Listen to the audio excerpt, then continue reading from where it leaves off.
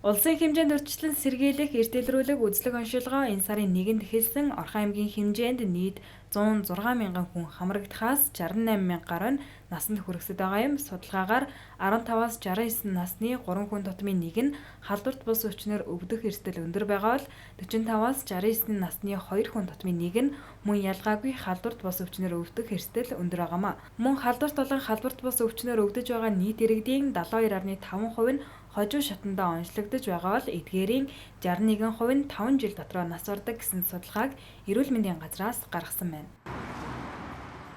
За ер нь бол эрт илрүүлэг гэдэг бол ер нь өөрийгөө эмгэг шин тэмдэггүй ямар нэгэн өөрсдөө эрүүл гэж боддог ийм хүн амд бол өрсөн сэргийлэх үүслэг шинжилгээ онцлогоог бол хийхийг бол эрт илрүүлэг үүслэг гэж бол хэлж байгаа. За эрт илрүүлэг үүслэг нь бол дотроос нэлээд олон төрөл байдаг. За одоо улсын хэмжээнд хийж байгаа өнөөдрийн эхлүүлж байгаа үзлэг бол масс илрүүлэг юм аа. За хүн амыг бол бүхэлд нь хамарсан ийм үзлэгийг бол эхлүүлж байна. За та бүхэнд бас нэг товч хідэн нэг тоон статистик бас танилцуулъя. За Монгол хүний дундаж наслалт бол эрэгтэй хүнд бол 66.7 байна. Эмэгтэй хүмүүсийн хувьд бол 76.2 байгаамаа. За эрэгтэй эмэгтэй хоёр хүний дундаж наслалтын зөрүү бол 9.5 байгаа нь бол энэ бас нэлээд тааруу үзүүлэлт байгаад байгаа. За манай засгийн газрын 2024 оны зорилт бол 24 он гэхэд бол 5 жил болох юм зорилтыг дэвшүүлээд за энэ ажлын хүрээнд бол бүх нийтийн эрүүл мэндийн хамрагдах өрсөн сэргийлэлт эрт илрүүлэг үүслийг бол эхлүүлж байгаамаа. За энэ доор нь бол одоо тэргүүлэх 5 өвчлөлийг харуулсан байна. Нас оролтын бас 5 шалтгааныг бас харуулсан байгаа. За дээрх одоо өвчнүүдийг эрт илрүүлснээр илрүүлж эмчлэх, за тэгээд эрүүлжүүлэх, за мөн ингэснээр л хүн дээр нас баралт бол буурах ийм ач холбогдолтой үүслэг юм байгаамаа. За дараагийнх нь болохоор за 15-аас 69 насны иргэдийн бол нэг 3 хүн тутмын нэг нь бол одоо халдварт бус өвчнөр бол өвчлөх өндөр эрсдэлтэй байдаг юм байна. За 45-аас 69 насны бол 2 хүн тутмын нэг нь бол халдварт бус өвчнөр өвдөх өндөр эрсдэлтэй байгаа. Эрт илрүүлэг үзлэг оншилгоонд хамрагдахдаа иргэд сүүлийн 4 жил эрүүл мэндийн даатгал төлсөн байх шаардлагатай нь улсын хэмжээнд эрүүл мэндийн даатгалаа төлөөгүй 228 мянга гаруй хүн байна. Эдгээр хүмүүс эрүүл мэндийн даатгалаа нөхөн төлж үзлэг шинжилгээндээ хамрагдахыг эрүүл мэндийн газраас зөвлөж байна. За дараад нь эрүүл мэндийн даатгалын хамрагдaltaй холбоотой нэг товч мэдээ өгье. За нийт бол Монголын хүн амын бол 91.4% нь бол эрүүл мэндийн даатгалд ямар нэгэн байдлаар бол хамрагдсан байдаг юм байна.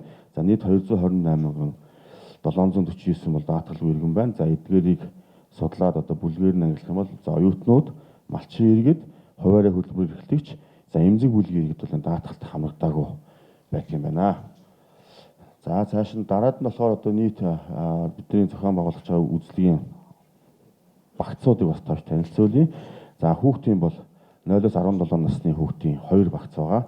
0-5 насны хүүхдийн үеинд бол хүүхдийн эрт илрүүлэг үзлэг, за амны хөндийн үзлэг, за тэгээ биеийн бүтэц тодорхойлох, за тэгээ зан үйлийн эрсдлийн үнэлгээ хийх ийм үзлэгүүд бол хамарсан байгаа, багтсан байгаа. За 6-аас 17 насны багтд бол за хүүхдийн эрт үеийн илрүүлэг, за сүрээ сэтгцийн эрсдлийг үнэлнэ, за мөн амны хөндийн эрүүл мэндийн үзлэг бол байгаамаа.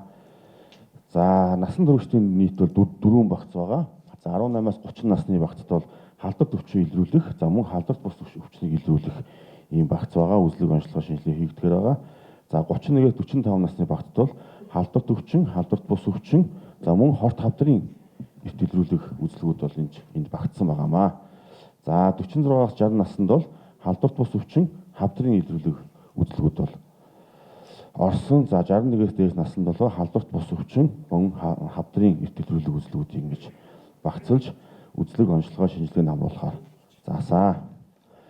За нийт бол энэ үзлэг бол 1 жилийн хугацаанд бол үргэлжлэн. За тэгэхээр бол бид нийт бол ажлын бол 246 өдөр бол үргэлжлэнэ.